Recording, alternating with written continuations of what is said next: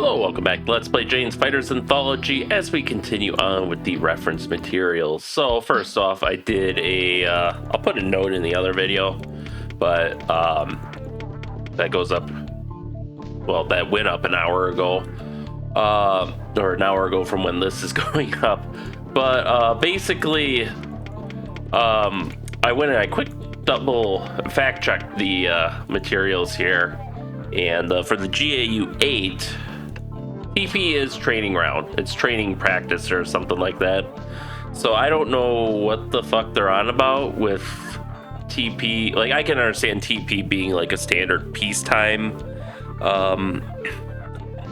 load just to balance the weight of the gun, because that gun is so heavy that if the gun's removed from the aircraft, they have to put jack stands under the rear of the aircraft. Otherwise, because it's like 12% or something of the aircraft's loaded weight, so they take that gun off without jack stands, the aircraft just falls backwards. So I could understand them putting in a TP ammo load as like a cheap weight ballast sort of thing during peace, but to be the standard weapon against armored vehicles, I'm not so sure about that. Granted, I only did 5 minutes of research, but... And then as far as like all the references to Martin Marietta armament systems, I did briefly see that General Electric systems were sold to Lockheed Martin, which itself was a merger of Lockheed and Martin Marietta. So I think maybe they're conflating that. I don't know the full corporate history, but and then Lockheed eventually spun off those armament systems, and now they're owned by General Dynamics. So yay, capitalism, free market. Makes it really confusing to keep track of some weapon systems that have had a long life like this. But anyways, today we're going to finish off with the GBU-10 Paveway I laser guided bomb. Paveway I, title Paveway Laser Guided Bomb Systems, GBU-10, 11, 12, 16, 17, and 24. Type Laser Guided Bombs. Development: in 1965, the USAF Armament Development and Test Center, ADTC, Eglin Air Force Base, initiated a competitive evaluation of two laser guidance concepts for standard low-drag general-purpose bombs. Following successful evaluation, the Paveway Program Office was established at Wright-Patterson Air Force Base, with Texas Instruments selected to develop and supply guidance packages as modification kits for M117 general-purpose bombs. The system underwent Southeast Asia evaluation with the first operational releases in Vietnam in 1968. The success of the weapon rapidly led to the development of other modification kits to fit other freefall bombs. Modular design concepts were used, resulting in a common guidance and control unit being adapted to the Mark 82, 227 kilograms, Mark 83, 454 kilograms, Mark 84, 908 kilograms, M118 general-purpose bombs, and the HSM penetrating bomb, with only the aerodynamic surfaces changed to meet the requirements of each size bomb. Description: the Paveway laser-guided bomb system consists of two major bolt-on subassemblies for the conversion of conventional or specialized freefall bombs to a laser-guided bomb.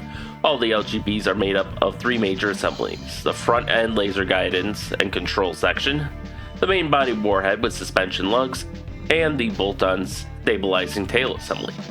Paveway II front-end guidance and control section is a pointed, streamlined container with four moving clip-tip delta control fins mounted on the rear half of the assembly. Mounted on the pointed front end of the unit is a stabilized gimbaled housing that has a circular wing attached to four fins. This front assembly, which contains the semi-laser seeker, weather vane steering bomb...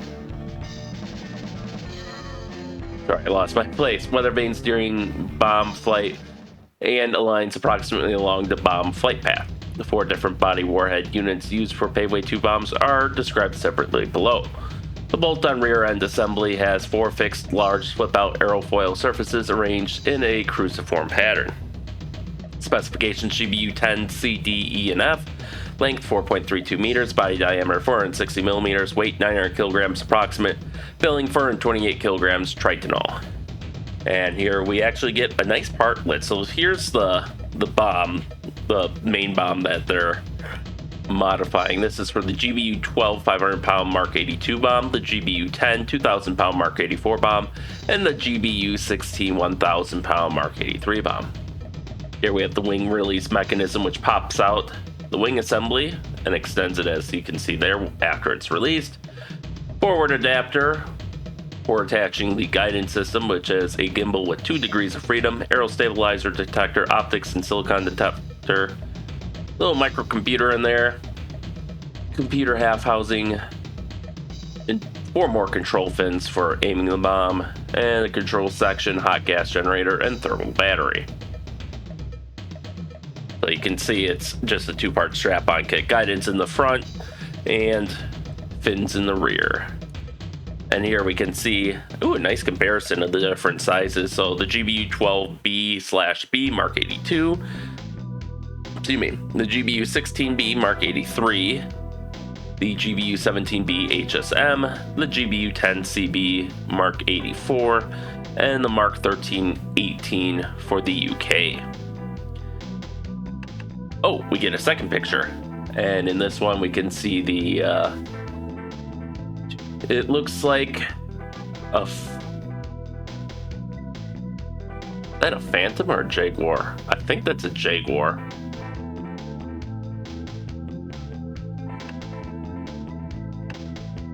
So it definitely looks kind of like the, more like the UK version.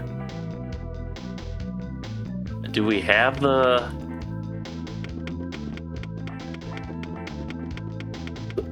Jaguar in here? I know it's included in Fleet Command.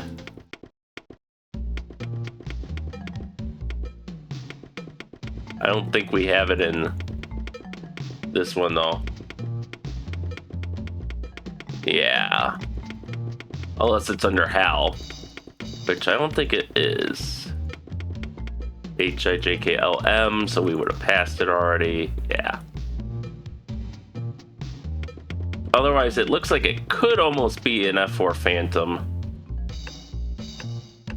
But, okay, single tail, 2 down. Which maybe it is. Photo album.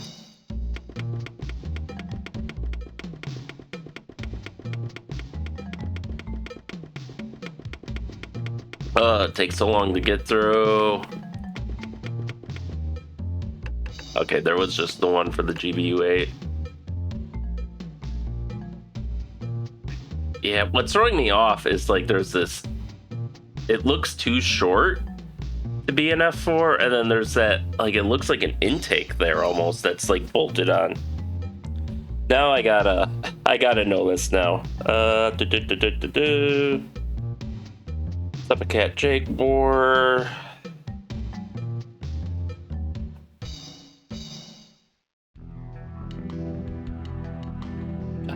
Okay. Oh yeah, that's that is indeed the Cat Jaguar, because that intake is very, very distinct. All right, so I'm not crazy. So if I look at the Phantom, yeah, their intakes are like the full width of that. Whereas here we can see it's only the top half, which is consistent with the Jaguar. Okay, I'm not crazy. So like, yeah, that one's definitely, I'm pretty sure British. That one might be British, might be American. So, all right, mystery solved. At last, we have our 3D view where we can see the GBU-10, and it looked like some of the other laser-guided bombs were going to have mostly the same material. So I expect I'll be rolling some of those up in this one. But until then, thank you all for watching, and stay tuned for next time, and stay safe out there, and we'll see you then.